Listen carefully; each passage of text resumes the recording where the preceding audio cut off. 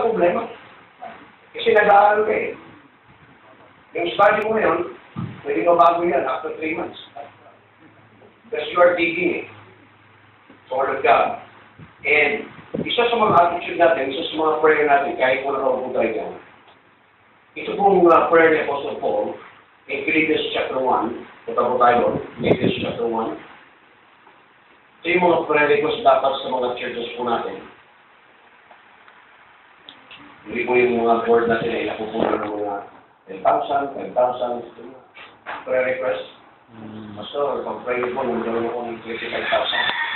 Yung mga nakalagay yung malagay sa board na during prayer meeting. Ito yung dapat prayer request ko na dapat natin makita. Philippians 1 verse number 9. Paul says, and this I pray, that your love may abound yet more and more in knowledge and in all judgment, that ye may approve things that are excellent, that ye may be sincere and without offense till the day of Christ, being filled with the fruits of righteousness which are by Jesus Christ unto the glory and praise of God. Then po yung mga prayer requests. Ephesians chapter number 1. Ephesians chapter number 1.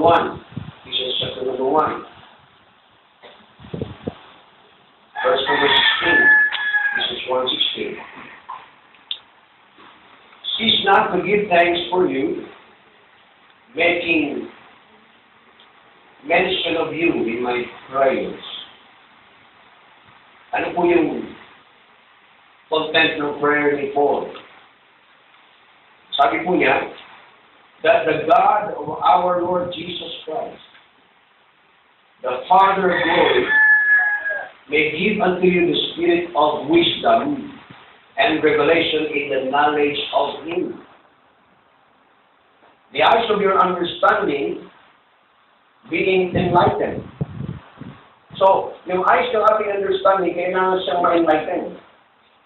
For a certain reason, ang sabi ng Bible, that ye may know what is the hope of His calling. Right? Alam mo yung, kasi sa bawat dealings na nyo from the Old Testament until narinig ang mystery, iba-ibang calling. Iba-ibang hope na pinag-uusapan. Yan po yung ating pinag-uusapan po mamaya. What is the hope of His calling? And what the riches of the glory of His inheritance in the saints? And what is the exceeding greatness of His power to us who believe, according to the working of His mighty power, which He wrought in Christ when He raised Him from the dead and set Him on His own right hand in the heavenly places. Yung set Him on His own right hand, mamaya makita po natin yan sa yan. And in the heavenly places. So, ang prayer na content natin ngayon, hindi yung mga lagi natin pinag-request, mga basic, ano yun. Pero dapat, ang nakakalitaan na yun ng maraming Christians, ito mga bagay nito. Knowledge, the spirit of wisdom and revelation in the knowledge of Him. Kaya pag nag-aaral ka, hindi ka na uubusan ng makukuha mo na sa Word of God. Kasi nagdidig ka ngayon, kung mag-stop ka ng mag-aaral, at sinabi mo, pag sinabi po natin na perfect na yung study natin, wala ka nang interest na mag-aaral. Pag sinabi mo, fix na yung study mo, hindi mo natatanggapin lahat ng maririnig mo. Nothing wrong kung sabihin mo mabago-bago yung ating basta, ito nagbago. Right? Hindi yung utak natin. Amen? Hello? Maliban na siguro kung sasabihin mo, meron kang extra revelation. Right? So anyway, ngayon pong umaga, pag-aralan po natin yung the hope of Israel versus the hope of the church, which is the one body. Or the one body, ano po ba yung one body na tinutukoy po natin ng Bible? So we need Colossians chapter 1, Colossians chapter 1. Verse number 18. And He is the head of the church. And He is the head of the body, the church, who is the beginning, the firstborn from the dead, that in all things He might have the preeminence. Verse number, verse number 24. Who now rejoice in my sufferings for you, and fill up that which is behind of the afflictions of Christ in my flesh for His body's sake, which is the church. Okay? So, dito po sa ating pag-aaral, mapapag-aralan po natin yung parehong hope. Ang Israel, meron din silang hope. Pero hope na tinatawag, meron po pinag-uusapan, yung church, which is the one body,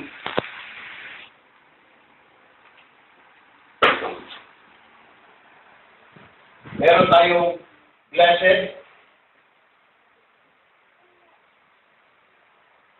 hope. Ang tanong ko natin mamaya dyan, parehas ba na hope yan na inaabangan?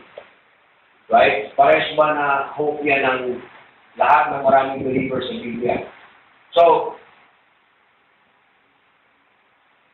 sa pag-aaral po natin mga model, kailangan nilagay po natin sa mind natin na meron talagang things na magkaiba. Things that differ. Sa ating pag-aaral ngayong araw nito, makikita natin yung hope. Anong hope? Yung hope, yung promise. Pareho may promise.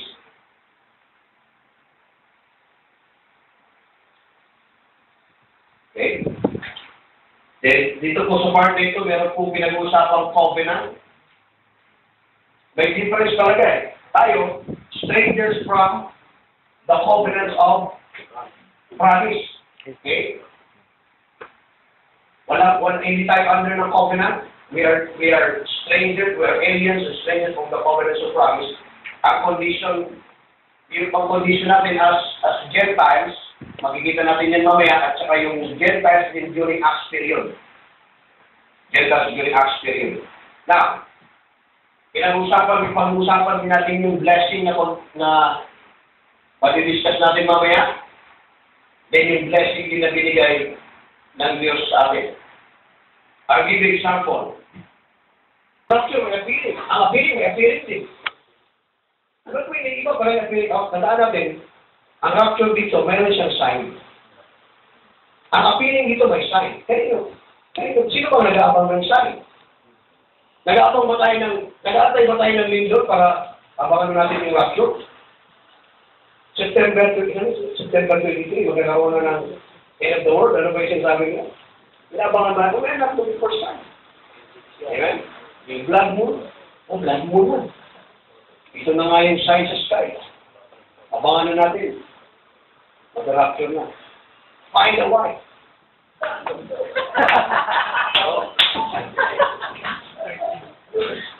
Ang context ng Acts Epistle, 1 Corinthians chapter 7.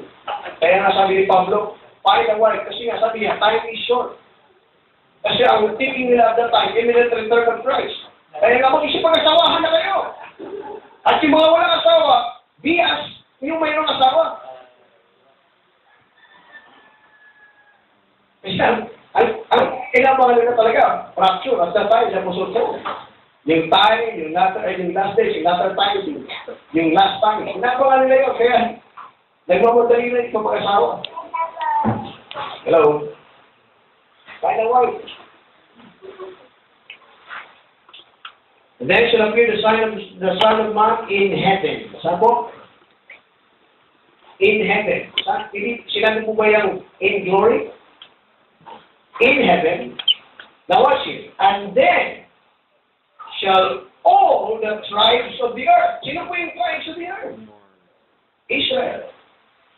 And then shall all the tribes of the earth mourn, and they shall see the Son of Man coming in the clouds of heaven with power and great glory. And He shall send His angels with a great sound of a trumpet, And they shall gather together. Notice the word, yung trumpet at saka yung gather together. Tandaan natin, pinag-aaral din yung fiesta. Pag may fiesta, that's the gathering of Israel. When the feast of the trumpet, that's the gathering of Israel. Nakuha mo yung point? Magkakaroon talaga ng regathering. When the trumpet shall sound, magkakaroon ng regathering. Hello? Kaya natin yun, sa Matthew 25, doon nangingi sila, doon sinabi nila, what shall be the sign of my coming? Nag-gather na sila, sinabangan nila yung coming. Yan yung Matthew 25, verse number 1.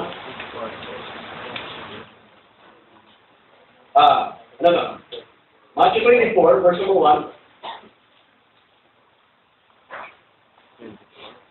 Jesus went out and departed from the temple, and his disciples came to him for pursuing the buildings of the temple.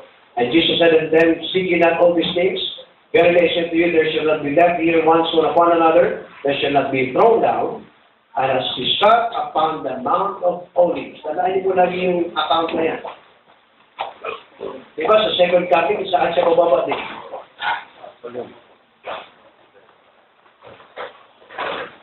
Ang Mount of Olives may connection sa second coming yan. Right? And as he sat upon the Mount of Olives, the disciples came to him privately saying, tell us, when shall these things be? And what shall be the sign of the coming and of the end of the world? Lagi po yan. Pag pinag-aralan po sa Bible yung gathering, pinag-aralan po yung second coming. Kinin sa 1 Thessalonians. 1 Thessalonians chapter number 4. 1 Thessalonians chapter number, yung our gathering into Him. Gathering together into Him. Yung version. 2 Thessalonians.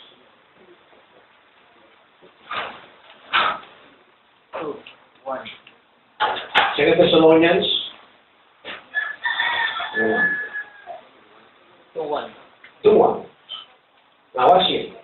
Consistent from Marco. Now we beseech you, brethren, by the coming of our Lord Jesus Christ, and by our what? Gathering together unto Him. Bakit sila mag-gather? Alam nila eh. Right? Alam nila pag dumating na po yung second coming, kailangan mag-gather na sila. Right? Hindi yung biglaan. They will gather together, so by the coming of our Lord Jesus Christ and by our gathering together unto Him, that ye be not soon shaken in mind or be troubled neither by the Spirit, nor by word, nor by letters from us, as that the day of Christ is at hand. Okay? Right? Okay, that's it po. Tuloy natin ito.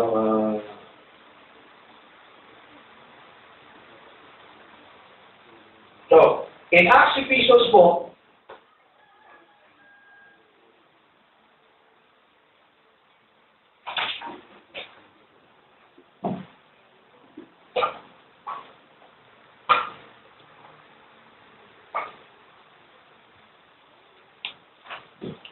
the question is, no, during Acts period, nagkaroon ba ng transition o nagkaroon ba ng change ng program before yung mystery? Yung presentation ng kingdom, nagkaroon ba siya ng change ng program? Yung hope, ano po ba yung hope ng Israel? Ang hope ng Israel is yung pag-establish ng kingdom, yung paghari ng Panginoon Kristo sa kanila. Kaya nung sa Acts 26, before na-reveal ang mystery kay Apostle Paul, the presentation ng program ng promise po ng fathers, nagpapatuloy yan. Hindi nag-stop yan. Hindi nagkaroon ng transition from Matthew to Book of Acts. May Book of Acts, nagkaroon ng transition. Nagkaroon ng pagsilang ng church or whatever. Hindi po nagkaroon ng gano'n. Continuous po yan. It is Acts 26 verse number 22. Acts 26:22. Having therefore obtained the help of God, hindi po kayo? Having therefore obtained the help of God, I, what? Continue. Ano po yung kinuntinyo ni Apostle Paul? Continue unto this day, witnessing both to the small and great, saying none other things than those which the prophets and Moses did say should what? Should come. Ano po yung hope na kanina nabangan? Second coming. Amen? Kaya sa book of Galatians, 1st and 2nd Corinthians, 1st, 2nd Thessalonians, Romans, Hebrews, sabihin na tawag ng mga Acts, Ephesians, John, Revelation, pinag-usapan niya yung coming. Kahit nga sa Lord's Supper, ang purpose ng Lord's Supper po natin, binanggit sa 1 Corinthians chapter 10. By the way, ang Lord's Supper ay isa po yan sa mga ordinance ng Israel. Not the church which is the one body, but the ordinance po ng Israel. 1 Corinthians chapter 11, verse number 26. For as often as ye eat this bread and drink this cup, ye do show the Lord's death till He comes. Ano po yung context? From His death until the coming niya. Suffering and glory yan. Right? Yung pag-reign niya sa Israel as the King of Kings and King of Peace and the Lord of Lords. Sa controversial, maraming controversial dito sa book of Acts, we are not, sa ating study po ngayon, hindi natin inigilibig po yung salvation sa Acts period. Kasi tandaan natin po mga that salvation is, lagi yan, through our Lord Jesus Christ. And the means of that and redemption is the blood. And ang problema, ang kaibahan ng motive, yung spare ng blessing. Doon lang nag-iiba. Kasi ang bato sa atin lagi, bakit dito sa Acts period may grace? Bakit dito sa Acts period may salvation? Bakit dito sa Acts period may belief? Wala namang argument po yan. Wala namang question yan.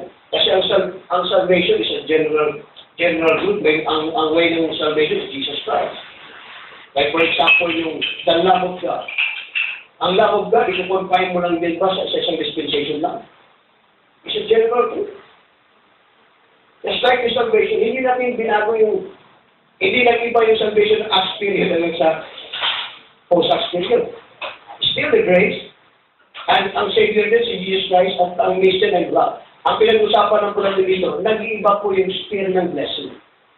Kasi from Genesis chapter 12 until sa Acts period, ang pinag-usapan din yung blessing ni Abraham. Sa Acts period, pinag-usapan po yung blessing kay Abraham, Abrahamic blessing. Including the Gentiles. Because sa Acts period, kasama yung Gentiles po dyan, sila po yung heirs according to the promise. Galatians 3:29. Galatians 3:29. Hello. Galatians 3:29. And if you be Christ, then are ye Abraham's seed. Abraham's seed po ba tayo? And heirs according to the promise. Yes. Totoo po yun na during Acts period, may mga Gentiles po dyan, pero under sila ng Abrahamic blessing.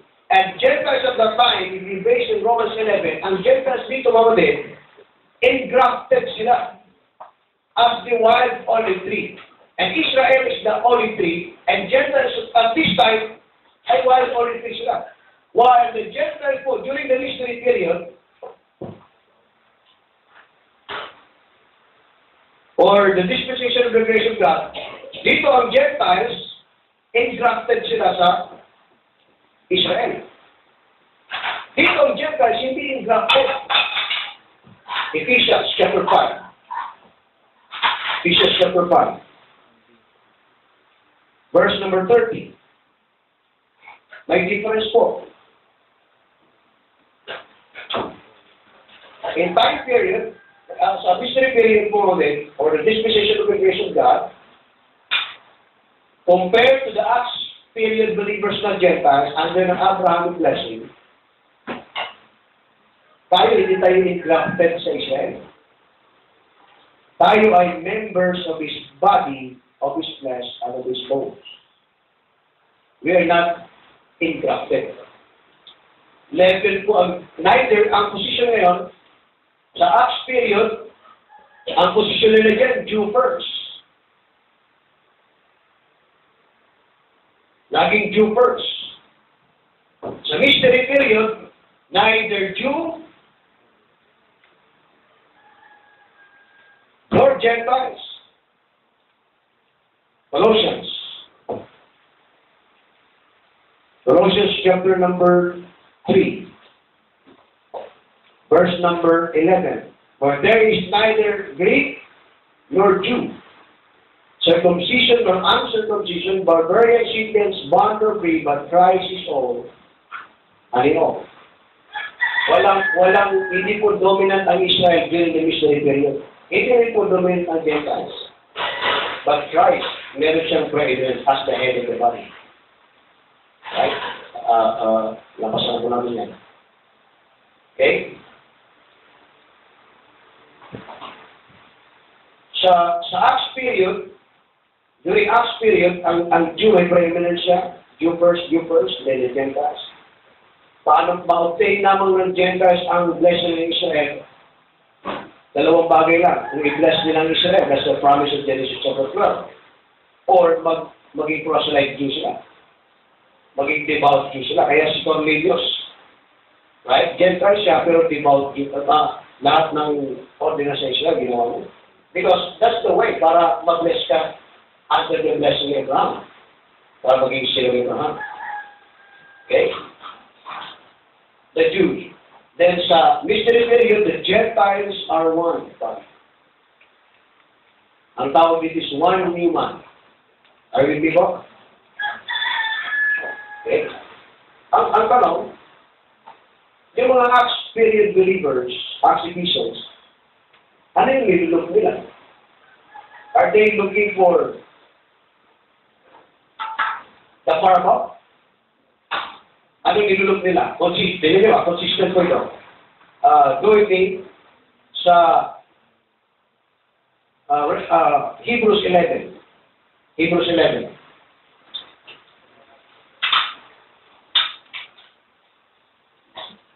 Hebrews 11 verse number 10. Hebrews 11:10, for he looked for a city. Ito yung second sphere ng blessing. Kanina yung earthly, the second sphere of blessing that the Jews and the Gentiles during Acts period na obtained nila yung heavenly city. They look for a city. Nandun po yung mansion. Sa city. Wala sa far above po yung mansion. Ngayon makata tayong I've got a mansion just over the hilltop. For he looked for a city which had foundation, whose builder and maker is God. Verse number 16. But now they desire a what? Better country. This time, hindi na earthly ang kanilang nilook Jewish aspirin. Ang nilook nila yung blessing yung sa heavenly. And that heavenly is saan po yan? Saan po yung city na kanilang nilook? In verse number 16. But now they desire a better country. That is a what? Heavenly. Wherefore God is not ashamed to be called their God, for he hath prepared for them in a city. Ang nilook nila yung city. Heavenly city, which is the New Jerusalem. And member, ang maka-obtain po ng blessing ng heavenly city, mga kapatid, yung mga na-saved from the Jews and the Gentiles during Acts period, ang tawag sila po yung bride as a result of our life. Kasi ang New Jerusalem or Heavenly Jerusalem is described as a bride. Ang church is not the bride. The church which is the one body is not the bride. Kasi hindi siya woman eh. Man siya, new man. Hello? Christ is the head and the body is the new man. And the new man, hindi siya woman. Hindi siya bride, hindi siya wife. Ang church is the one body. Hindi po, ang heavenly Jerusalem is described as a bride. Revelation 21. Revelation 21 verse number 2. Revelation 21:2. And I, John, saw the holy city, New Jerusalem, coming down from God, out of heaven, prepared as what? A bride adorned for her husband. This is the hope of Israel na tinutukoy ng Apostol Paul. Yung resurrection, when they will be resurrected, hindi lang earthly ang obtain na blessing nila, kundi yung heavenly Jerusalem. May po yung Acts 3 epistles na hope. Right? Okay, yung heavenly Jerusalem, tinawag siyang bride. Kaya no wonder sa Acts epistles, sa 1 Corinthians, sa 2 Corinthians 11 verse 2, tinawag the Apostle Paul of church as a spouse. I have espoused you to one husband. Right? So the question is, the last sphere of blessing na pinag-usapan po natin, we don't belong to the earthly program, Abrahamic blessing. We don't belong to the heavenly city. Hindi tayo pupunta sa heavenly city. Nag-remold pa rin yan sa Israel. When the mystery revealed to the Apostle Paul, hindi na po yung salvation natin, pati yung sphere ng blessing na ma-obtain ng body nito. Which is positionally far above.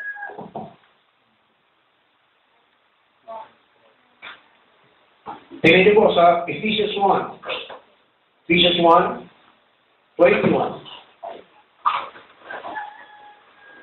Ephesians 1, 21.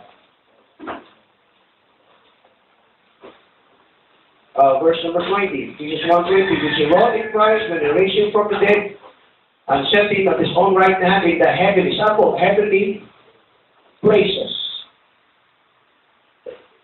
Ang mga ligtas ngayon, hindi na basta-basta pupunta ka ng langit lang, but heavenly places. That's the promise. That's a blessing. Spiritual blessings in heavenly places.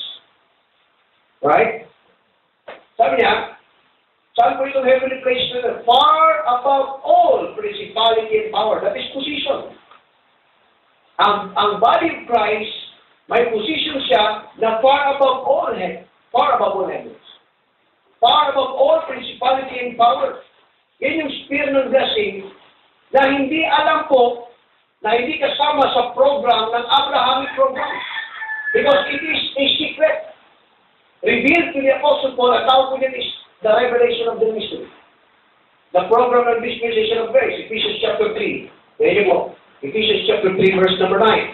And to make all men see what is the fellowship of the mystery, which from the beginning of the world have been what? Hidden God. Hindi siya nakahid sa Scripture, nakahid sa Diyos. Hidden God, who created all things by Jesus Christ, verse number 10, to the intent that now to the principalities and powers, in where? Heavenly places might be known by the church the manifold wisdom of God. In your blessing, Ephesians 1, verse number 3. Blessed be the God and Father of our Lord Jesus Christ, who has blessed us with all spiritual blessings in where? Heavenly places. That's the far above position. Ang sphere ng blessing ng believers during the mystery program ng Diyos, which is program ito ng before the foundation of the world, ang sphere ng blessing yan ay heavenly places, Father.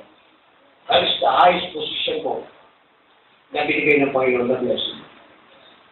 Walang kinalaman sa earthly, walang kinalaman sa Abrahamic blessing, right?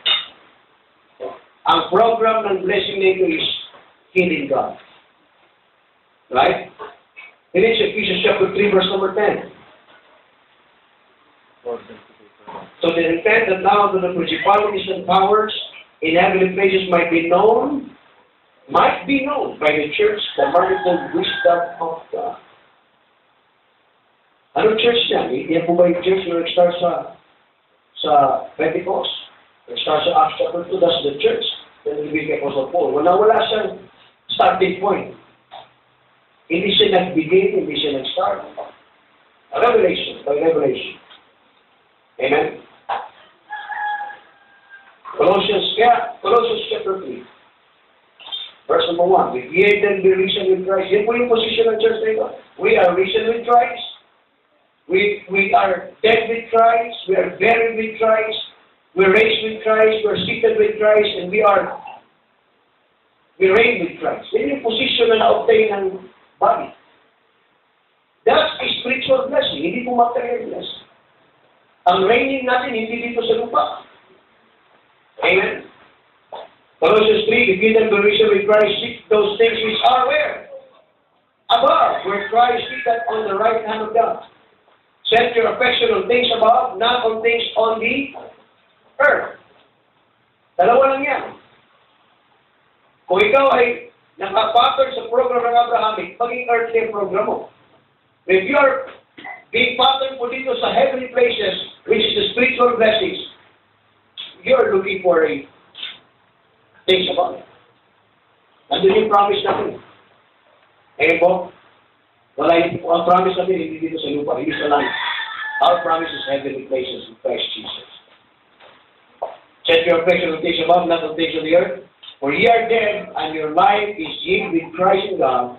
When Christ, who is our life, shall appear, then shall he also appear with him in glory. So, ang appearing, mga kapatid, wala siyang sign. Hindi ka dadaan sa clouds. Ang rapture, dadaan mo sa clouds, meron mo nang mauna, and the dead in Christ shall rise first, then yung alive shall remain and be caught up together with them in the clouds. Pagkatapos, saan sila pupunta? Akit sa langit, tapos pagkatapos sa second coming, babalik. Para mag-reign sa kingdom. Wala pong sinabi ng Bible yan. Na ang church ay dadaan sa clouds, and then, saka mag-reign. Sabi ng Bible, when He shall appear, we shall also appear with Him in glory. Hindi sa heavenly Jerusalem, but in glory. Saan mo yung glory? For God. So what is our hope? Titus chapter 3, and we will end this verse 1 with this verse. Titus chapter 3.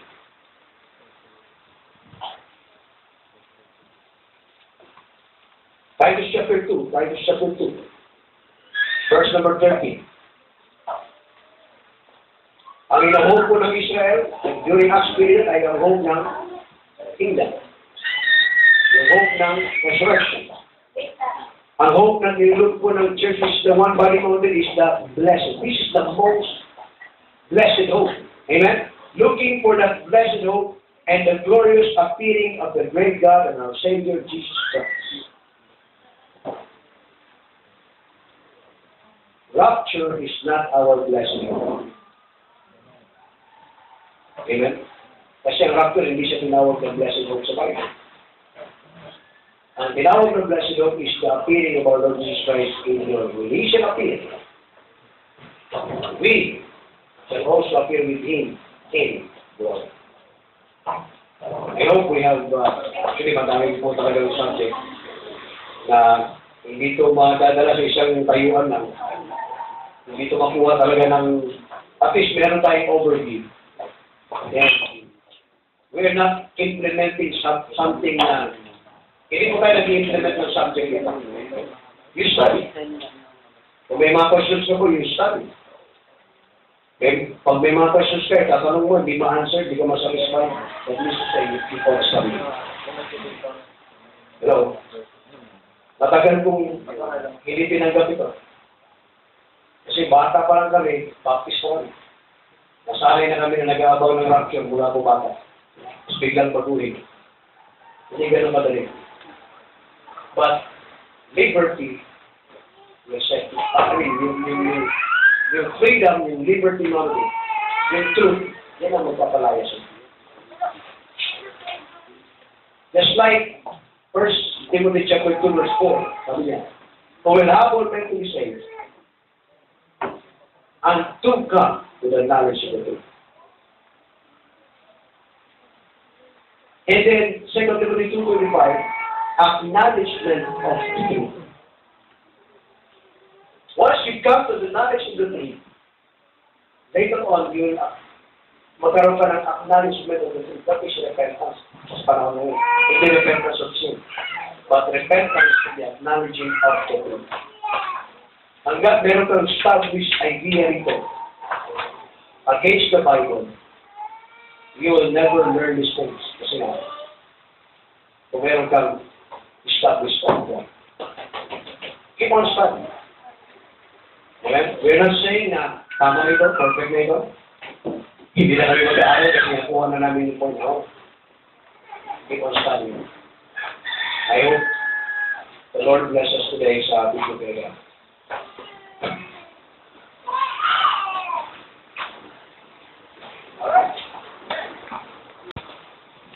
But of the fruit of the tree which is in the midst of the garden, God had said, Ye shall not eat of it, neither shall ye touch it, lest ye die.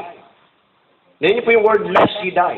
So, hindi wala siyang immortality kasi may option siyang umatay. Okay? Now, tingnan natin kung ang soul ang na-save. Kung ang soul ang na-save, tingnan natin, pag namatay ang tao, ano mangyayari sa kanya? Ano mangyayari sa kanya? Tingnan niyo po sa Job 14, verse number 10. Job 14, verse number 10.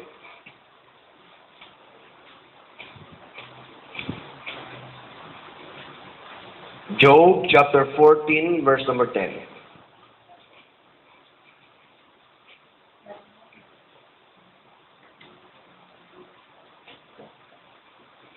Job 14, verse number 10, yung sabi ng Bible, but man dieth, namatay ang tao, wasted away, yea, man giveth up the ghost, where is he? Pag mag-give up ang ghost sa tao, asan siya? Kukonek natin sa James chapter 2. James chapter 2, verse 26. Kasi yung tao, yun yung soul eh. Equation niya from dust and then birth of life. And then, pag nag-depart ang spirit, nag-depart ang life, nag-depart ang life niya, where is he? Anong existence niya? James chapter 2, verse number 26. For us the body without the spirit is dead. So faith without works is dead also. So ang body, pag wala siyang spirit, patay siya. So ito yung body, this is the body. Alam natin ang spirit mag-give it up the ghost, then yung body babalik siya sa dust. Saan yung soul? Pupunta sa langit. Kasi yun ang na-save. Wala tayong verse niyan. Wala din tayong verse na nagsasabi na ang soul ang nagbilib kay Jesus Christ. Mayroon po ba kayo ng patunayan? Mamahagi ka sa mga kaluluwa. Ano ba yung tinutukoy na mamahagi ka, magpulis ka para maligtas sa mga kaluluwa? Yun, balikan natin. Saan ba yun sa Bible na lalabas ka, mamahagi ka, maliban na siguro, gagamit ka ng Matthew 28, Great Commission. At sabihin mo, para maligtas sa mga kaluluwa. Sino ba ang kaluluwa na tinutukoy? Yan ba yung hindi nakikita? At ano ba yung kaluluwa sa Bible? Psalm 7 verse number 5. Psalms chapter 7 verse number 5. Kasi nakasanayan natin, traditionally, ang kaluluwa, lagi pa nga natin sinasabi, ang kaluluwa ay nasa loob ko na hindi nyo nakikita. Formula siya eh, ng dust and then life, then pag nag-depart ang spirit, wala na, walang existence ang soul. Right? Tingnan niyo po sa Psalm 7 verse 5. Ano ba yung soul na tinutukoy ng Bible? Psalm 7 verse number 5. Tama ba? No. Psalm 7. Yeah. Let the enemy persecute my soul and take it. Yea, let him tread down my life upon the earth and lay mine honor in the dust. Selah. Malinaw, no? Built-in dictionary ng King James Bible natin na ang tinutukoy ng soul dyan, yun yung life. Right? Ang soul din, mapuprove sa Bible na ang soul, hindi siya yung hindi nakikita. Ang soul nga, humahawak eh. Ang soul humahawak. Tingnan nyo, Leviticus 5. Leviticus 5. Verse number 2. Kung traditionally, alam natin sa kaluluwa ay hindi nakikita, Mas galing kasi sa tradisyon yan. Kaya pag namatay yan, ang kaluluwa, mamamasyal daw yan. November 1 pa naman ngayon. Araw ng mga kaluluwa. Ayan? Araw ng mga kaluluwa ba? Di ba yung Tagalog? Araw ng mga kaluluwa daw ngayon? Ha? Marami silang tawag. Araw ng patay. Araw ng mga kaluluwa. Ito yung totoong All Saints Day. Saints, nandito yung saints, oh. Leviticus 5, verse number 2. Tingnan nyo. For if a soul touch. Oh, ang kaluluwa pala, oh. May hinahawakan, oh. If a soul touch any unclean thing, whether it be carcass of an unclean beast, or a carcass of an unclean cattle, or a carcass of unclean creeping things, and if it be hidden from him, he shall be unclean and guilty. Verse 3, or if he touch the uncleanness of man, whatsoever uncleanness it be that a man shall be defiled with all, it be hid from him. When they know it of it, then he shall be guilty. So, may hinahawakan siya. Right? Alam niyo ba na ang soul din pwedeng bilangin? Kung ang alam natin sa soul ay spirit, bakit sa Bible ang soul ay binibilang? Tingnan niyo sa Exodus 1:5. Exodus 1:5. Exodus 1:5. Huwag na po tayo maghanap ng ano pang Bible dictionary to define soul. Malinaw ng Bible eh. Exodus 1:5. And all the souls that came out of the loins of Jacob were 70 souls. So, nabilang. Nabilang yung soul, oh. Aswang daw. 70 souls, for Joseph was in Egypt already. Acts 7, verse 14. Acts 7, verse 14. Acts 7, verse 14. Then sent Joseph and called his father Jacob to him and all his kindred, 70 souls. Traditionally, ang alam sa soul ay hindi nakikita, pero nabibilang. Sa Bible, nabibilang. Because yung soul, yan yung mismong life. Pag nag-depart ang spirit dyan, ang life, pag nag-depart niya sa body, walang existence ang soul. Kasi formula siya ng body and spirit sa life eh. Breath of life. Now, ang question natin ngayon mga kaibigan, ano ang naligtas sa atin? Ano ang binigay ni Jesus Christ sa atin? Yung soul ba natin, pag namatay tayo, yung soul ba natin aakyat sa langit at yun ang magkakaroon ng eternal life? Ngayon, maghanap tayo ng verse sa Bible na yun ang mag-stand. Hindi mag-stand. Kasi nga, ang soul, pagka ang spirit mag-depart na sa body, walang existence na yung soul. Now, the question is, ano yung binigay ni Jesus Christ sa atin? Now, tingnan niyo sa 1 Corinthians chapter 15, verse 14. Ito po, share ko lang po sa inyo, ma-exila po ito, and then, hindi kayo mag-agree, okay lang. Hindi naman talaga tayo nag-agree lagi. Right? Now, tingnan niyo po. Sa 1 Corinthians 15, pinag-usapan din, resurrection. Context, resurrection. Matingnan niyo sa 1 Corinthians 15, verse 44, dalawang klaseng body po meron dyan. It is sown a natural body. Then, meron pong natural body na pinag-usapan. Meron pong spiritual body. Now, spiritual body.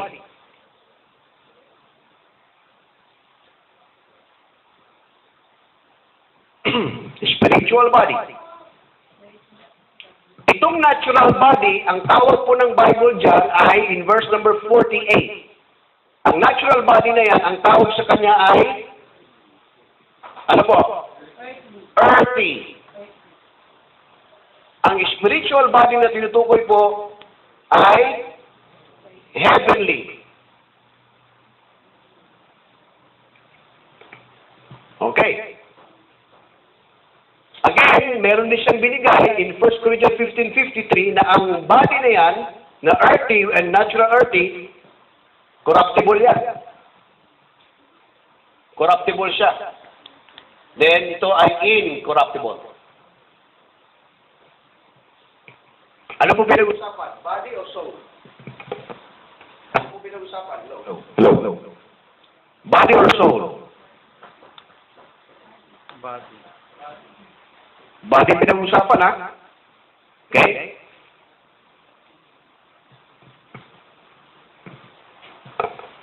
Erase ko na po ito.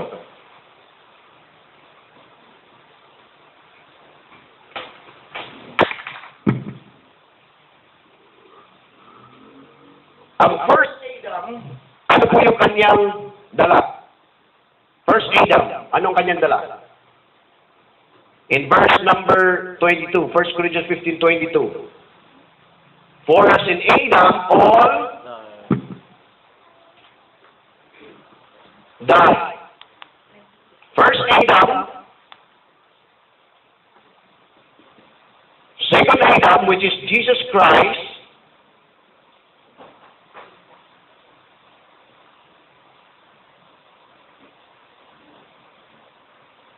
ano yung kanyang dala?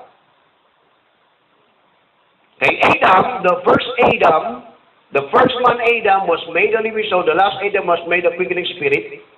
In verse number 22, for as in Adam all die, even so in Christ shall all be made alive. So, Romans chapter 5, para maintindihan po natin.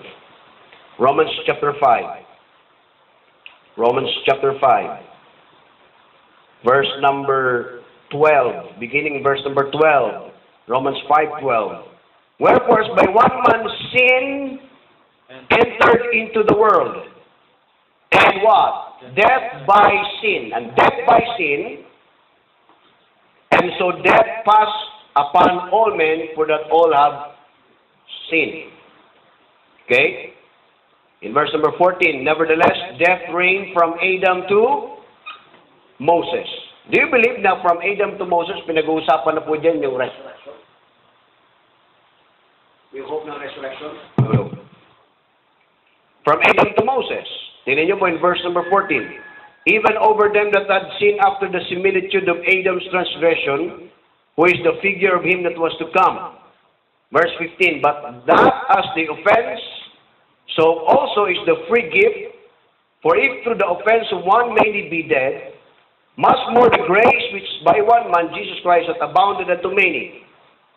Tuloy natin sa verse number 17. For if by one man's offense, death reigned by one. Ano po yung nag-reign? Death. Ang nag-hold sa tao, death. Right? Because the wages of sin is death. That's the judgment. Hindi hell, ha? Yung sinabi, for the wages of sin is hell. Hindi mo sinabi ng Bible. John 5:24, for the believer in him shall not pass, shall not pass from hell unto life. Hindi mo sinabi. From death unto life. That's the judgment. Amen? Now, from Adam, all died, and Jesus Christ made alive. Tuloy natin. In verse number 19, for us by one man's disobedience, many were made sinners, so as the obedience of one shall be made righteous. Saan nag-obey si Jesus Christ? Yung disobedience ng one man, first Adam, namatay na, nagkaroon ng kamatayan. The second Adam, nagkaroon ng obedience. Ano yung content ng obedience niya? Ano po yung content ng obedience ng second Adam? Philippians. Philippians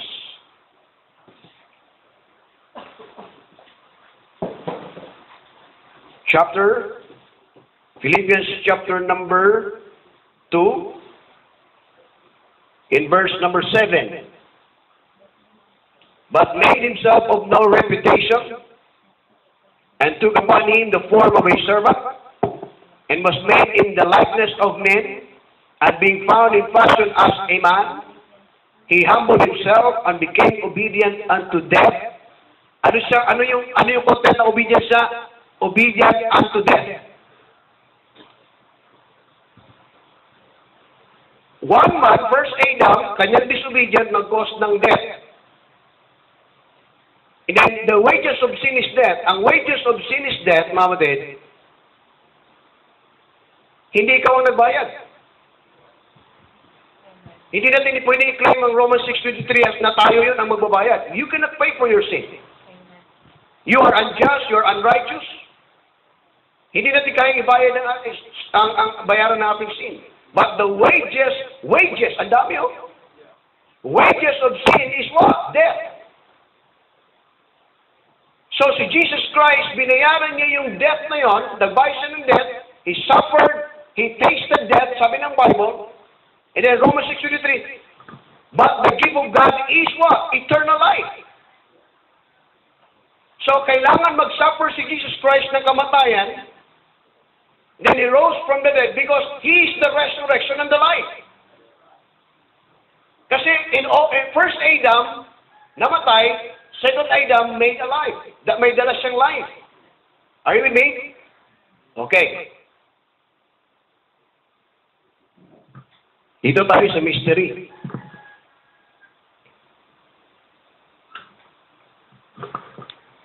Meron po ba kayo nabasa sa Bible na ang eternal life ay pinag-uusapan sa Old Testament?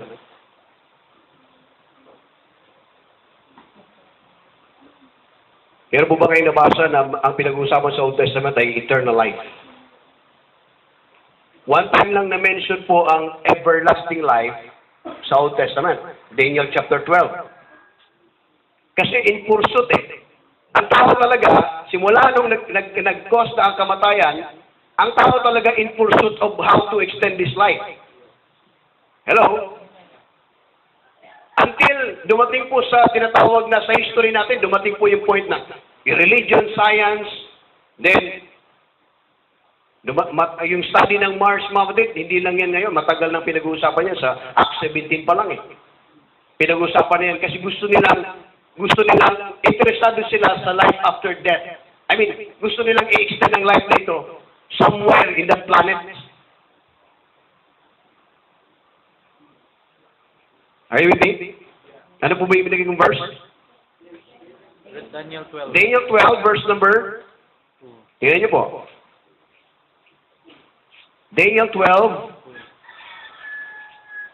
verse number 2. Daniel chapter 12, verse number 2. Tingnan niyo po. And many of them that sleep in the dust of the earth shall awake. Resurrection yan. Amen? Amen. Some to everlasting life, and some to shame and everlasting contempt. Matthew 25:46.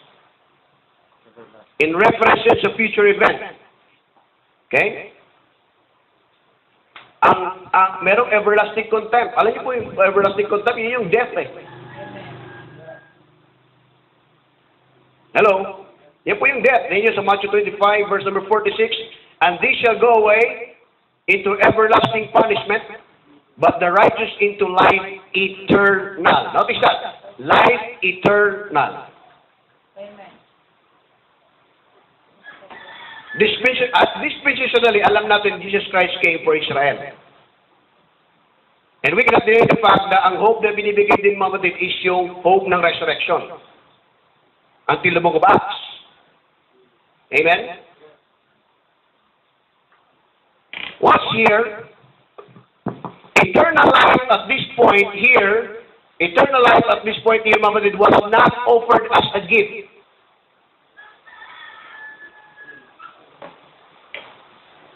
During the earthly ministry ni Christ, ang eternal life hindi in-offer yan as a gift,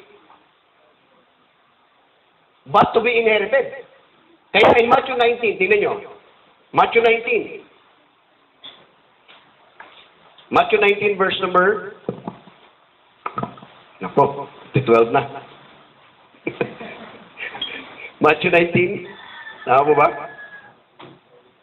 Okay, bisa natin. And behold, one came and said unto him, Good master, what good thing shall I do that I may have eternal life? And he said unto him, Why callest thou me good? There is none good but one, that is God. But if thou wilt enter into life, sinagot ba ni Jesus Christ? Nung sinabi niya, What shall I, good thing shall I do that I may have eternal life? Sinagot ba siya ni Jesus Christ para magkaroon ka ng eternal life? Eternal life din ba yung sinabi niya? Enter into life. Hindi eternal life. Kasi hindi pa siya nag-resurrect. Siya yung life eh. I am the resurrection and the life. Magko-conflict yun kung eternal life ang isasagot ni Jesus Christ. Tama po ba? Ang sagot niya, what good things, sabi niya, if thou wilt enter into life, keep the commandments. Kasi naghahanap talaga ang tao ng eternal life at saka, tingnan niyo sa Romans 2:7. Romans 2:7. Romans 2:7. To them who by patient continuance in well-doing seek for what? Glory and honor. Na, last.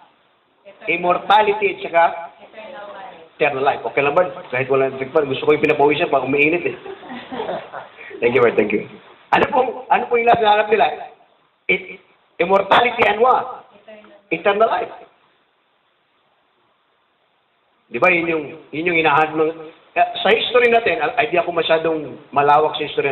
Alam natin ang history, kaya ang nag-create ng religion, kasi nga, lahat ng religion, may kanya-kanya silang view ng paano magkaroon ng eternal life. Labas yung purgatory, labas yung mga... Iba sa limbo, kung sa rainbow ba yun? Magsa-slide-slide sila sa rainbow?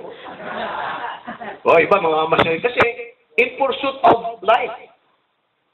Ang hindi nakita, mga kapatid, ang hindi nakita that eternal life can be found in the Lord Jesus Christ. Nung si Jesus Christ ay namatay, mga kapatid, ano yung binigay niya? Ano yung binigay niya? Ito yung program ng mystery. Alam niyo ba, kapatid? Ang eternal life is also part of the mystery. Na hidden before the foundation of the world. Titus 1:2. Kaya akala nila ang eternal life ay pwedeng i-inherit. Pwedeng hingin. Titus 1:2. Titus 1:2. In hope of what? Eternal life. Eternal life. Titus 1:2 is a prison epistle. Amen? In hope of eternal life, which God that cannot lie promised before the world began. Kung ipinamis nito from the foundation of the world, bakit hinahanap nila yan? Bakit sinisipag talaga nilang hanapin? Continuance in well-doing. Seek. Kung if it is offered long time ago, dapat hindi na nila hinahanap yun kasi offered yun as a gift, automatically. Kay Adam, hindi naman siya inofera ng eternal life pa. Ang inoffer kay Adam, kung hindi nila kinain yung tree na yon, ay offer sa kanila, they will live forevermore. Hindi eternal life ang inoffer doon. Hello? Nagkasundo ba tayo? Part ng, of course, salvation, part ng mystery program. Mystery, lagi ko po sinasabi ito, mystery na ang scope niya, ang kanyang foundation before the foundation of the world. Kasi meron pong mystery from the foundation of the world. Dapat magkaintindihan po tayo dyan. Right? Ang eternal life, promised siya before the world began. But what's here? Verse number 3.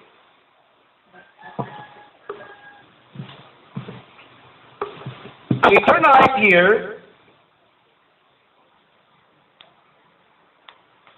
ano po nangyari? Manifested.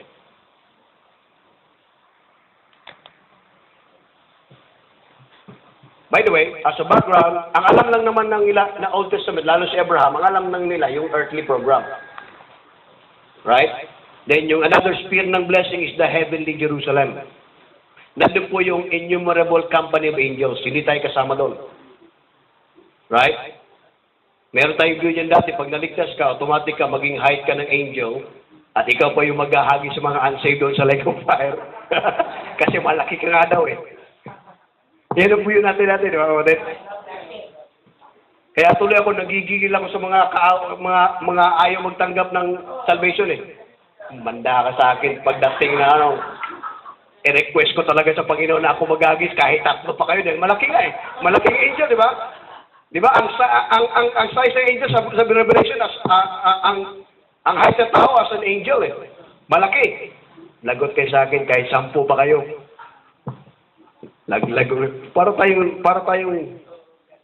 Para tayo yung dati nating doktor, para tayo tinuruan na maging hudlom. Di ba? Ako, gigil ako mapatid, lalo pag nakikita ko ng baklat at saka tomboy. Parang gusto kong itali, i-bundle sila lahat, isulog agad sa tiyak. Right? So, sabi niya, manifested this word, but hath in due time manifested this word through preaching, which is committed unto me according to the commandment of God our Savior. Sino nagsabi niya? Si Paul. Reliable ba si Paul na magsabi niya? Tingnan yung 2 Timothy 1:10. 2 Timothy 1:10. Kinontent niya yung eternal life. 2 Timothy 1:10. 1:9. 2 Timothy 1:9. Who hath saved us and called us with an holy calling, not according to our works, but according to His own purpose and grace, which was given us in Christ Jesus before the world began. To be clear, hindi ka pinili before the world began individually. Yung program ng Diyos, yung kanyang plan, yun yung nasa before the world began. Hindi ikaw yun. Feeling mo lang yun. Amen? Which was given us in Christ Jesus before the world began. Now, watch here, verse number 10. But is now made manifest. Kanina manifested. Ano po yung manifested? Yung eternal life. But is now made manifest by the appearing of our Savior Jesus Christ, who have abolished what? In-abolish niya yung death. So the second Adam, yung first Adam, nag-reign ang death from Adam to Moses. Yung second Adam, in-abolish niya yung death. Nung in-abolish po niya yung death, mga kapatid, wala na pong control ang death. Wala nang dominion ng death anymore. Nung in-abolish, pag sinabi in-abolish, talagang abolish niya. And after that, when he abolished that death, ang resulta, brought life and what? Immortality. Bakit sinama ang immortality?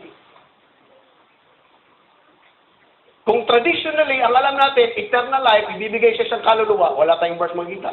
Pero sa Bible, binanggit po yung life and immortality. Bakit?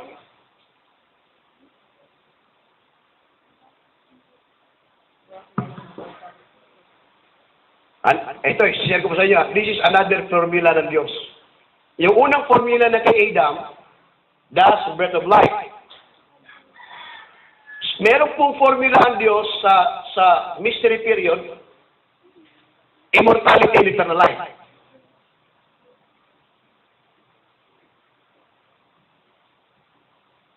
Ito po, view ko lang po ito. I don't know if you will agree with this. Ang immortality, talking to our body in heaven, 2 Corinthians 5. Ang mortality, we swallowed siya eh. Tignan nyo, 2 Corinthians. Conference mo ba ito, Pastor? O Sunday service? 2 Corinthians 5, tignan nyo. For we know that if our earthly house of this tabernacle, talking to this body, present body, were dissolved, we have a building of God. Hindi po sinabing we have a mansion with God. We have a building of God, and house not made with hands, eternal in the heavens. For in this we groan, talking to this present body, earnestly desiring to be clothed upon with our house, which is from heaven. Merong house na nasa langit. Na i-desire mo siya na isusuot. Verse 3, if so be that being clothed, we shall not be found what? Naked. Yung body na ito po yung sinabi sa Ephesians 2:6 na nakaupo na doon. Translated na automatic yan, Colossians 1:14. Translated us into the kingdom of His dear Son. Ang inaantay na lang natin, mga kapatid, yung appearing. Philippians. Ano na inaantay nyo? Rapture? Ano po inaantay na lang natin? Para ma-obtain natin yung itong immortal body. Philippians 3 verse 20, for our conversation is in heaven, from whence also we look for the Savior, the Lord Jesus Christ, who shall change our vile body. Ano po yung nilulok natin? Nilulok natin ang ating Savior Jesus Christ. Titus 2:13, looking for that blessed hope and the glorious appearing. Who shall change our what? Vile body. This body is vile. And ang vile body nito, ang mortal body nito, meron siyang ipuput on na immortality. Watch it. Who shall change our vile body, may be fashioned like unto His glorious body. Now, by the way, tayo lang po, sa lahat ng dispensation, tayo lang po ang may glorious body. Bakit? Sa glory tayo eh. Amen. Amen. Amen? Asan ba yung glory? Di ba sa far above? Amen? Di ba nasa far above? Now watch here. According to the working whereby He is able even to subdue all things unto Himself. Subdue all things unto Himself. Ano po yan? That's the body of Christ. Feel it all in all. Ephesians 1, verse number 21, yan po yung far above. Far above all principality and power and might and dominion and every name that is named, not only in this world, but also in that which is to come. Verse 22. And hath put all things under His feet, and gave Him to be the head over all things to the church, which is His body, the fullness of Him that filleth all in all. Now, what's the point? Yung immortality na binigay ni Jesus Christ, binigay niya sa atin, immortality and eternal life, kasi ang immortality, na kay Jesus Christ din. 1 Timothy 1:16. Siya ang resurrection and the life. 1 Timothy 1:16.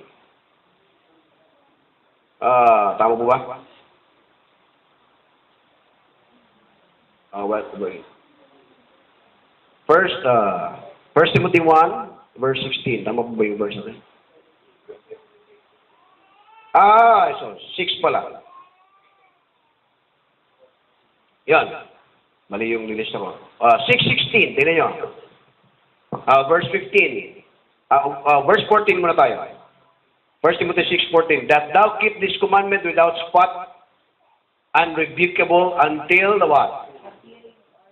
The appearing of our Lord Jesus Christ. Talking to the appearing, hindi po rapture yan.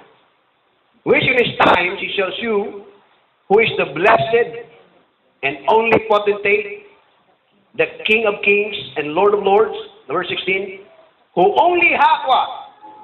Immortality, dwelling in the light which no man can approach unto, whom no man hath seen nor can see, to whom be honor and power everlasting. Amen.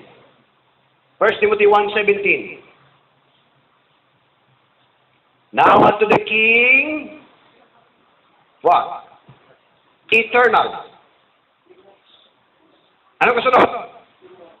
Immortal. Invisible. The only wise God. Be honor and glory. Nandiyan po yung apat.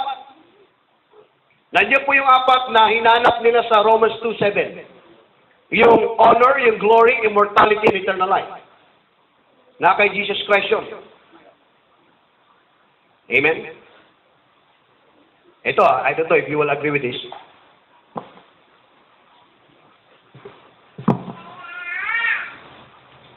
Maglalas ba sa eternity ang immortality kung walang eternal life?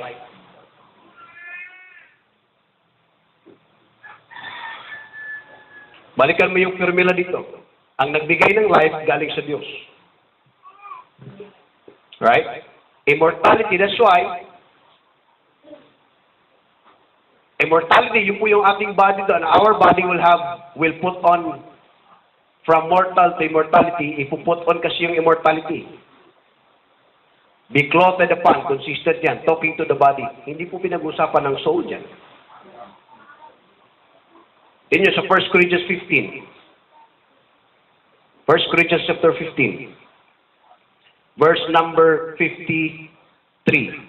For this corruptible must put on incorruption, and this mortal must put on immortality. So when this corruptible shall have put on incorruption, and this mortal shall have put on what? Immortality. Talking to the body, walang soul po dyan. Now, kung ang life doon sa eternity, the eternal life which is in Jesus Christ, this life is in His Son. Amen? And that's eternity yan pinag-uusapan. Eternal life, pinag-uusapan. Okay? 2 Corinthians 5, in verse number 4. For we that are in this tabernacle do groan, being burdened, not for that we will be unclothed, but clothed upon, that mortality might be swallowed up of life. Mortality is swallowed siya ng life. So the point, meron pong formula ang Diyos sa mystery period. Amen? So He's the second Adam. Ang binigay ng second Adam, which is life and immortality. And honor and glory. And honor and glory, nasa kay Jesus Christ yan. Wala sa atin. Amen? So, this offered as a gift. Hindi po kung titignan niyo po mabuti, hindi na naintindihan yan. During earth, after the resurrection. Hindi masyado na naintindihan yan. Kaya nakabakbakan ni Apostle Paul, yung mga Epicureans, mga Stoics, yung mga philosophers, nakabakbakan niya yun. Kasi alam natin yung mga Greek philosophers na yan, naniniwala sila there's somewhere in that other planets na may tirahan doon. May gods doon. And someday they will live there in that places. Kaya binakbakan sila ni Apostle Pablo. Kaya ang point dito din sa Acts 17. Acts 17. Hello? Sa time pa ni Jesus Christ, ang pinag-uusapan, pinaglalabanan, resurrection Amen? Right? Galit ng mga Pariseo, galit sila sa resurrection. Yan sa Acts 17, verse number 18. Then certain philosophers of the Epicureans and of the Stoics encountered him. And some said, "What will this babbler say?" Other some, he seemed to be a setter forth of strange gods. Bago sa kanila. Because he preached unto them Jesus and the resurrection. Nagalit ba sila dahil ipindig sa kanila si Jesus? Hindi Lalong nagalit sila dahil ipindig sa kanila ang resurrection. Alam naman ng mga tao ito patungkol kay Jesus Christ. Alam nila yung scripture Pero ang kinagalit nila, tingnan natin, basahin natin mabuti. In verse number 31. Because He hath appointed a day in the which He will judge the world in righteousness by that man whom He hath ordained, whereof He hath given assurance unto all men, in that He hath raised Him from the dead.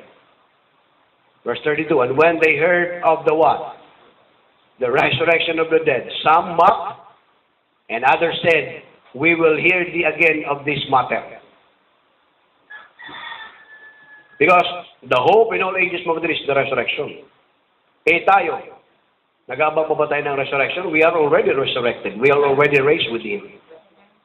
Ang inaabangan na lang natin yung, meron na ba, presently, itong body na ito, meron na ba itong eternal life at saka immortality? Amen? Dati kasi, praise God, I have eternal life! Hindi na ako mamamatay. Sigurado ka? Pasagasa ka kaya sa pison. Amen? Hello? Corruptible ito Mortal body, mamamatay ito. Amen? Ang desire natin mamatay is to be clothed upon. Kaya nga, that is crown of righteousness. If you love the appearing, you have crown of righteousness. Especially they who love His appearing. Sino po ba sa atin dito hindi na napapagod sa body nito? Amen? Kung nag-enjoy ka sa body na tumamatay, hindi ka magde-desire na to be clothed upon. Amen. Kasi nag-enjoy ka Amen? That's why Paul says, mamatay, Colossians chapter 3. Go with me there. Colossians chapter 3. Verse number 1. If ye then be risen, are you to be raised or risen ka na? Romans chapter 6, we are dead, we are buried, we are risen with Him. Amen? Yung position natin. If ye then be risen with Christ, seek those things which are above, where Christ is seated on the right hand of God. Set your affection on things above, not on things on the earth. May things above, things on earth. Now watch here, verse number 3. For ye are dead. Patay ka na. And your life is sealed with Christ in God. Anong life na tinutukoy dyan? Kung sa'yo yan, sabi nga ng Bible, patay ka na eh. For ye are dead. And your life, sabi na, itong buhay na ito, tinago na ni Kristo. Hindi yan, tinago niya. Mamamatay yan eh. Pag nag-lead pa yung spirit yan, mamamatay yan. Sino ang life na yan? Verse 4. When Christ, who is our life, siya yun. Amen. Buhay mo ba yan? May built-in eternal life ka dyan, kung sakali. And when Christ, who is our life, then, sabi niya, shall appear. Then shall He also appear with Him in glory. Amen. Immortality, eternal life, binigay niya sa atin. Amen? So ano pa ba yung hope natin dito? Are you hoping for another pope? Are you hoping for another president? Are you hoping for somebody na... You know what, Christians? Ang life natin dito, ang kailangan natin is to be content with food and raiment. Hindi tayo naghahangad ng malaking building, air condition, magandang sasakyan, amen, nakaparada. Diba? Kung pwede nga lang mga kapatid, makabili tayong kabayo, amen? Tapos pag may mga conference yung mga malaking churches, kabayo dalhin mo. Tingnan natin kung hindi sila. Diba? 1 horsepower. Right? Now, Paul says, what we're talking here, mga kapatid, is yung, ano ba ang hinahangad nating hope ngayon? Yung iba, nag-hope ba kayo na isang araw, yayaman kayo, o sisikat kayo, maging famous kayo? Ano ba yung nilulok natin ngayon? Titus 2:13.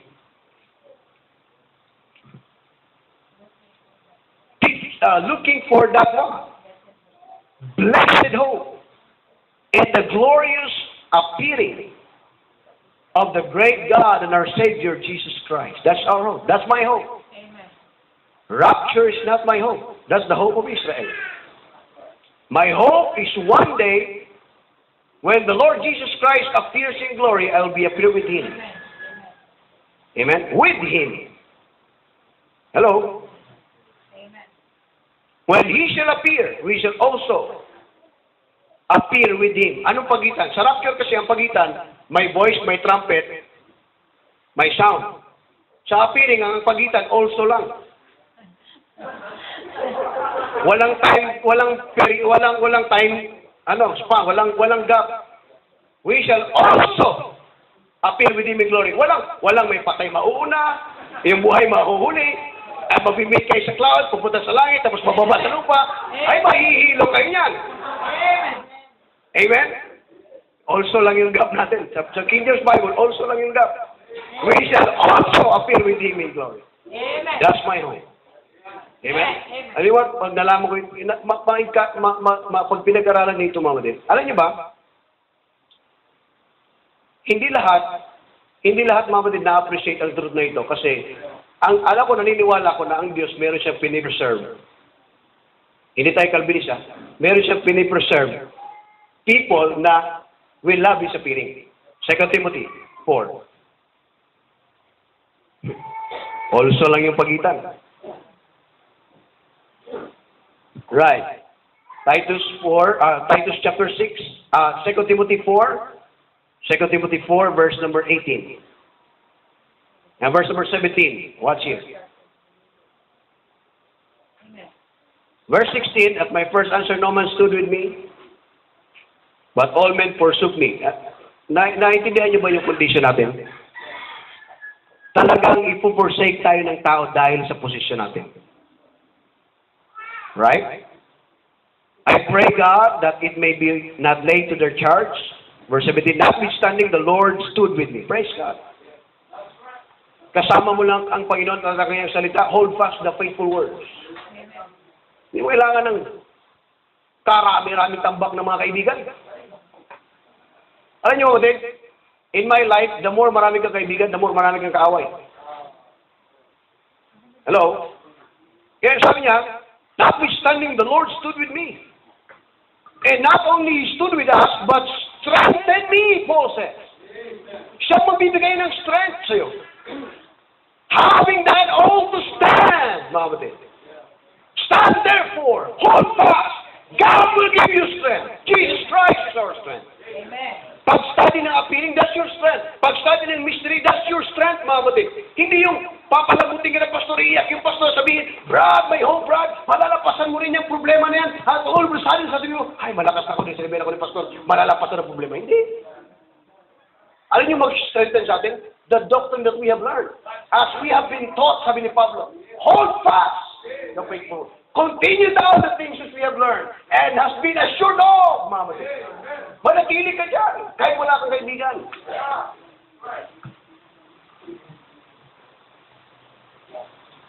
Strengthen me, that by me the preaching might be fully known. If you stop, mga kapatid, na mag-study nito, parang sinabi mo na rin, in-stop mo yung door of utterance para makita nila yung mystery of Christ. The Lord stood with you. He will strengthen you so that people will fully know. Fully know. Kaya, conference na ito has a mixture of principles and doctrine. But the main purpose is that make all men see what is the fellowship of the mystery. That's our fellowship. Amen. Wala tayong fellowship na PBMA o ano bang PBMA, kulto yun. Wala tayong fellowship. Fully known and that all the Gentiles might hear. Sino po yung Gentiles dito? Yun yung sa body of Christ. Hello? The Gentiles might hear, but what's here? I was delivered out of the mouth of the lion. No? Expect ka dyan.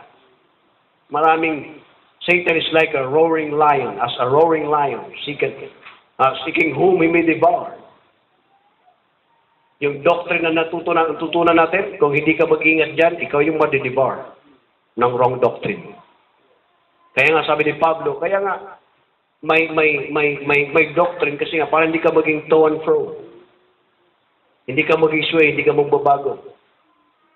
Ibig sabihin, pastor, nagto-to and fro kayo kasi nagbabago kayo every year. Hindi Hindi naman yung tinutukoy natin Kung hindi ka established, kung hindi ka rooted and grounded, mag-isway ka talaga. Amen? Delivered out of the mouth of the lion. Now watch here, verse 18. And the Lord shall deliver me from every evil work. Alam niyo ba yung mga bumabalik sa law ng mga preachers? If they have with them yung iniquity, kasi pag wrong doctrine, iniquity, ang tao ng Bible yan, kaya evil men sila. If they are evil men, they have evil work. And anong meron sila? 1 Timothy 4. Anong meron sila? 1 Timothy 4. Now the Spirit speaketh expressly that in the latter times, some shall depart from the faith. Ano yung faith na tinutukoy? Yung faith na tinuturo ni Apostle Paul. Amen? Giving heed to what? Seducing spirits and doctrines of devils. Yung doctrines of devils, yun yung iniquity don't already work. Kaya 2 Timothy chapter 3, sabi ng Bible, from such turn away. Ngayon, kung wala kang doktrina, sasama ka talaga sa kanila, sasabay-sabay ka. Right? 2 Timothy 6, balikan po natin. And the Lord shall deliver me from every evil work and will preserve me unto His heavenly kingdom. Saan po yung heavenly kingdom ng Panginoon? Far above. Amen? Translated us into the kingdom of His dear Son. and to whom be glory forever and ever. Amen. I'd like to encourage you this, mga kapatid. Tingnan niyo po sa 2 Timothy 3, 2 Timothy 3 verse number 1, number 13. 2 Timothy 3:13. Tuloy muna tayo sa verse number 10. But thou hast fully known my what? Doctrine. Amen? Paul says, consider what I say, and the Lord give the understanding in all things. May doctrine po. Next is what? Manner of life. Purpose, faith, long-suffering, charity, patience, verse 11, persecutions, afflictions which came unto me at Antioch, at Iconium, at Lystra. What persecutions I endured but out of them all the Lord delivered me. Alam niyo kung nangyari sa kanya sa Antioch, Iconium, Lystra? Yung tinuro ni Pastor Ray dito. Yung wrong doctrine nag-spread out. Gusto nilang ibalik yung law nila Peter, nila James. And then si Pablo nagkaroon siya ng conference sa Galatians chapter 2. Talagang binakbakan niya yung revelation. Kasi hindi nila naintindihan eh. Pag ang tao hindi nila naintindihan talaga ang revelation ng mystery, mama din, makipagbakbakan sa iyan. Kasi battle ng utak yan eh. Yan ang battleground nila, yung kanilang imaginations, yung kanilang mind, mama din. Paul says, in verse number 12, yea, and all that will live godly in Christ Jesus shall suffer what? Persecution. Verse 13, but evil men. Sino yung evil men? Na wala sa labas yan. Nasa loob ang mga evil men. Mga ravening wolves. Nasa loob.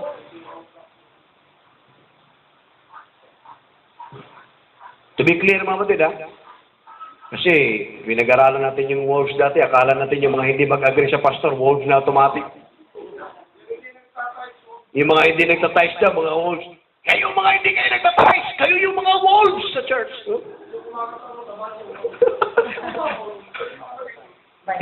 Yung alpha, nandun sa pulpit.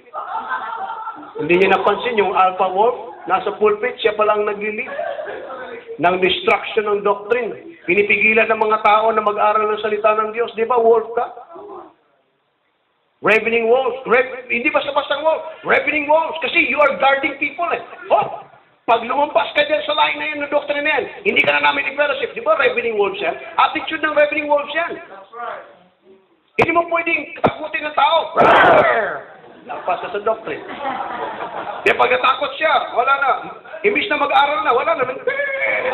Nanginginig na kasi nga ayaw na niya mag-start. Wala nang liberty. Kaya ang warning ni Paul din sa kanila, from such turn away, mga high-minded, mga heady, mga proud. 2 Timothy chapter 3. Ang context doon, yung mga high-minded, mga heady, mga disobedient to parents, mga unholy. Ang tinutukoy kasi nila yung holiness, yung nasa physical part eh. Yung mahabang pala, hindi yun. That's the inward man. Created in righteousness and true holiness. That's the inward man. Hindi yung damit mo. Amen. Nanood ka lang ng TV, evil ka na. Pero makatatlong pelikula sila sa laptop. Amen? Akala ko ba, pastor, walang banatan dito? Well, privilege speech to eh. Amen? Anyway, ako naman ang titirahin, hindi naman kayo eh. Bawal ang TV.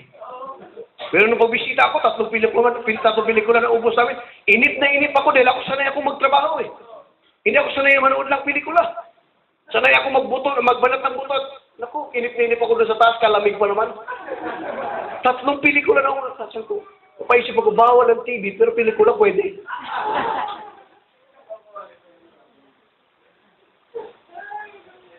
Ravening wolves. Praise God in His mercy. Nilayo niya tayo doon. Because the fear man bringeth a snare. Amen? Doctrine will give you liberty. Truth will give you liberty. Truth shall make you free. Pero pag nandun ka sa bondage, may ravening wolves na kabang, nakaupo siya, and he is the alpha. Meron siyang mga goons. Bantayan niyo yan. Bantayan niyo yan. Bantayan niyo to. Pag nagkamali ng music yan, evil yan. Pagka nagkamali ng play ng gitara yan, evil yan. Lahat na. Hindi nila binabantayan mga batid ng kanilang sarili na meron din silang mga spot. Kasi, having the form of godliness but denying the power thereof, from such turn away. Amen? What's the problem? Because ever learning. Nag-learn din. Maganda din ang teaching. Magandang doktrina. Ever learning. But never able to come to the knowledge of the truth. Ano yung come to the knowledge of the truth? That's the mystery. That's the program, that's the teaching of the Apostle Paul. Amen? Come to the knowledge of the truth. Who will have all men, 1 Timothy 2:4, who will have all men to be saved and to come to the knowledge of the truth. Hindi pwedeng learning niya lang, mga batid. Learning, ang tinitira ng learning, yung hearing yan eh. May impress ka, galing. History, galing sa English. Amen? Etymology, galing. Grammar. You can learn those things kahit walang conference. But the question, pag ikaw lang mag-isa, have you come to the knowledge of the truth? Have you studied your own of it? Nag-aaral ka ba? Kasi kung mag-sway ang mga yan, mananatili ka because you have the truth in your hand because you're studying it. Hindi yung magagaya-gaya ka ng study. Pastor, hindi kami nagagaya ng study. Kaninang umaga lang, paisip ako sa kanya, hindi ako nag-agree.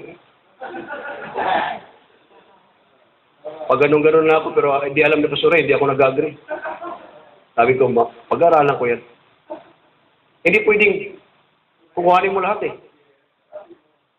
Tapos, pag hindi ka mag-agree, sabi mo, agree na tayo ba? Kasi baka mawala yung magkaibigan tayo, mawala tayo. Hindi. We're not saying that you will agree with us because of our friendship, no? Amen? Hello? Ako, gusto ko mas maraming kaaway. Para ako lang mag-isa.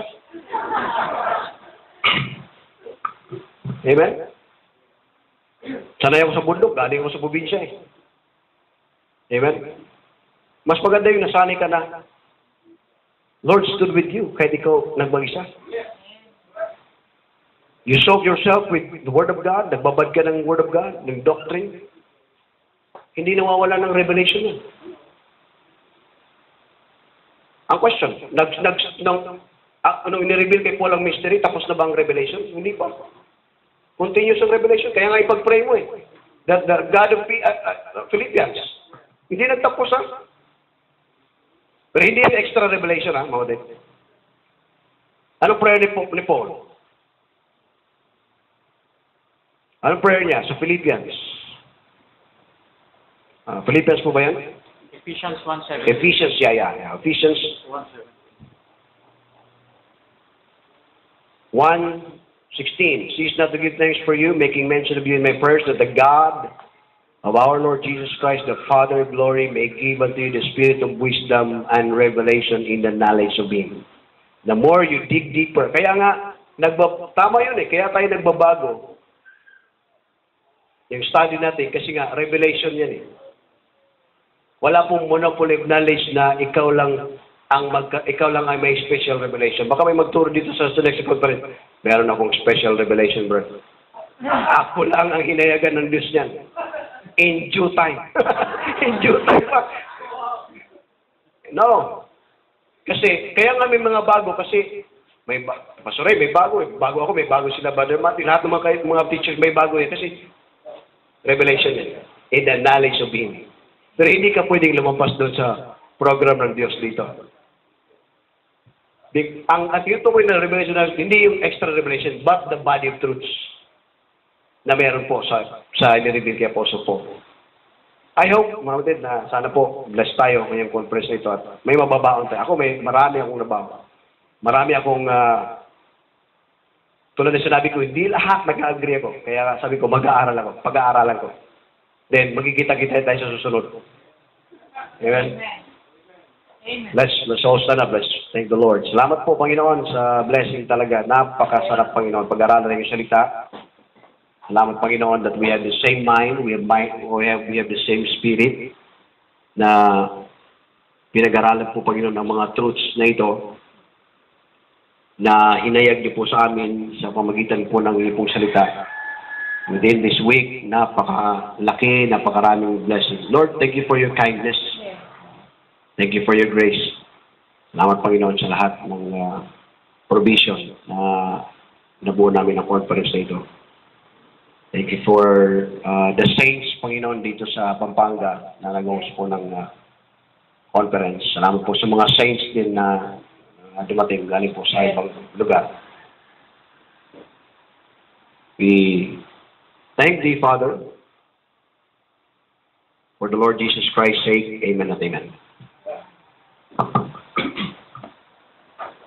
Alright, mapuno po tayo.